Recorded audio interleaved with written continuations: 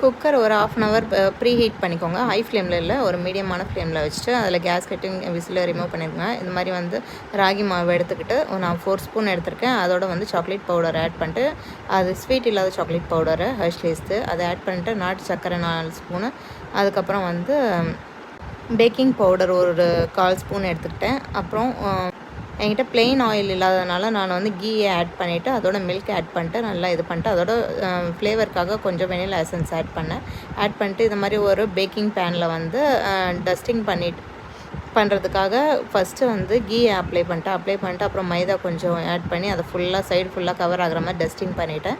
நீங்கள் வந்து பட்டர் பேப்பருக்கு இல்லைனா இந்த மாதிரி பண்ணிக்கலாம். பண்ணால் வந்து கேக் ஒட்டாம வரும். அப்புறம் வந்து கரைச்சி வச்ச மாவை எடுத்து இதில் ஊற்றிட்டு அதை வந்து ப்ரீ ஹீட் பண்ணதில் ஒரு அடியில் ஒரு ஸ்டாண்டை வச்சு ஒரு 45 மினிட்ஸு அந்த மீடியம் ஃப்ளேம்லேயே வச்சு பேக் பண்ணி எடுத்தோன்னா ஒட்டாமல் வந்து கேக் ரெடி ஆயிரும்.